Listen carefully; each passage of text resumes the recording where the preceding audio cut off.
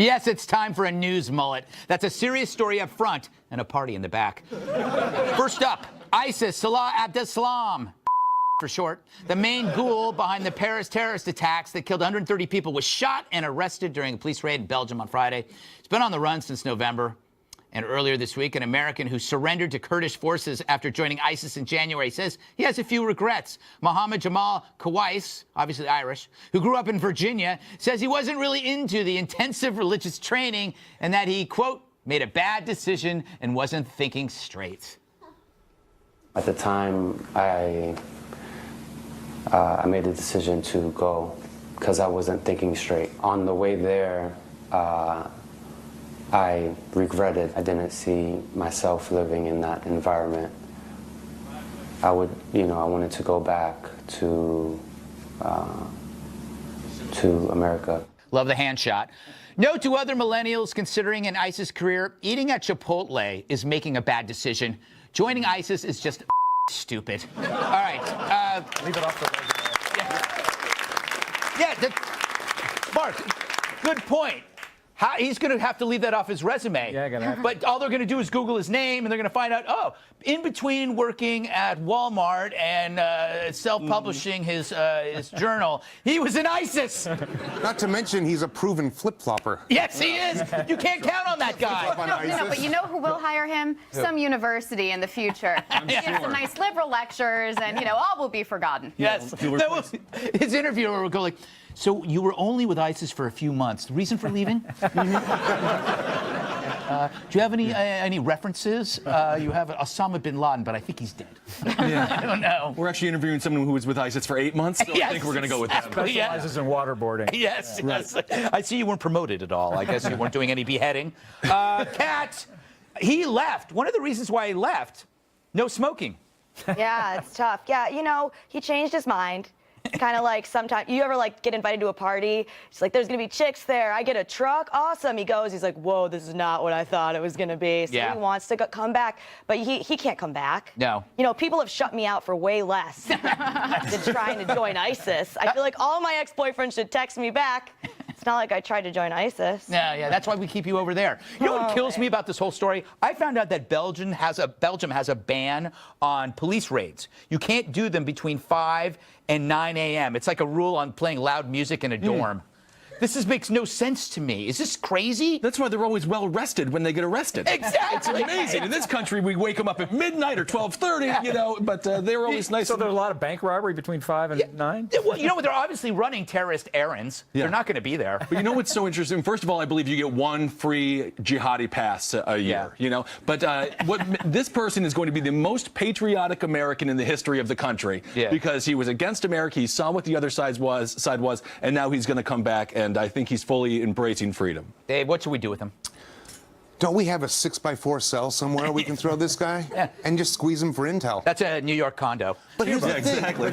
But was he even there long enough to have intel? Yeah. No, I don't know. Yeah, he was. That's the question. He really just showed. You know what? He was just a guy who decided to follow a band. That's what it was. I don't think there allowed music in ISIS. At the end of the day, he just decided the rigorous religious training, it just really wasn't for him. Exactly. Yeah. He went there for the chicks. Joe, do you buy a story? He claims he met an Iraqi girl in Turkey and she helped him join. Isn't it always the woman? Oh, yeah. We're very powerful. But also, it's just a regular millennial. Can't commit. Yeah. To a woman, to an idea, to a job. Yeah. Can't fault us for that. Yeah, that is true. All right. You knew there wouldn't be much competition. Yeah, that is true as well. He was found in, the other guy was found in Molenbeek, which sent 100 ISIS fighters at a village from 80,000. It's like a farm league. I don't understand this. All right, let's go to the mullet. The times, they are a-changing. I just came up with that. Modeling agency IMG has signed a plus-size male model. Meet Zach Miko, or as I like to call him, Zach Miko. He's 6'6", has a 40-inch waist, and with eyes so blue you want to wear them like a pair of button-fly jeans. By the way, IMG prefers the term brawn for its plus-size male models, curve for its plus-size female models like Ashley Graham, And what the hell is that when they see me naked? All right, I didn't know this about you, Ben. Yes. You are a plus-size male model. I am a plus-size male model. I went on auditions for Destination Extra Large, get back to me, and Kmart, get back to me. And this guy, 6'6", I'm 6'7", and I'm a size 38. I'm so much better than, what is it, Milo? Yes. You're pathetic, Milo. I'm coming for your gig. Yes. I think they call you the husky model. They don't want to hurt your feelings. When I was super fat, I lost 160 pounds. When I was super fat, my suit size was 54 portly. Wow. That's true. So I cried a lot. I did 54 portly. Yeah, I thought that was kind of a rude one. That's like my password. Dave, you date models, so you're also kind of an expert. I have no expert on the plus size part. So you do date models. I think you're on the wrong side of the fence. But wasn't John Goodman at one point the sexiest man alive or the sexiest actor alive? This isn't really new. Yeah, it's true. By the way, isn't the plus-size guy just a normal guy? I mean, think about It could be just a ploy by the fashion industry to sell more garments to people that otherwise wouldn't buy them. Yes. I mean, when's the last time that plus-size people walked into couture boutiques? Yes, that's true. Now they will. They don't let us in. Don't you understand? We want to go into the boutiques, but they're terrified of allowing us to enter. Our original model was Jackie Gleason, right? I mean, that's... By the way, back then in the early 40s or 50s, you could have overweight men could wear a suit and still look good. But you know what? Modeling's over. It's all going to be robots, right? It's all going to be robots. Robots are getting hotter. Self-driving models. Self-driving models. In fact, they do mechanical cocaine. I don't know how that works. But I have advice to hot kids: look for another line of work. Kat, I don't need to see clothes on models, right? I find them. I think it takes away from everything. Do you agree?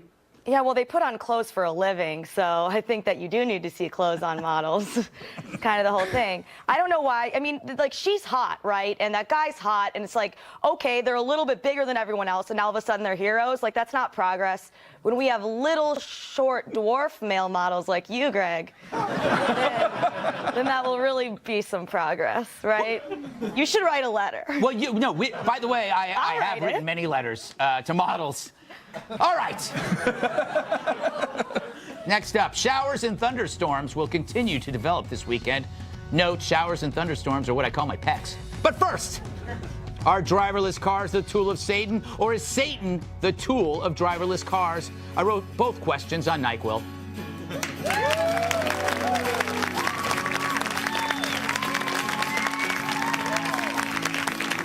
If you'll be in the New York area and would like to be part of our studio audience, email Greg Tix at foxnews.com.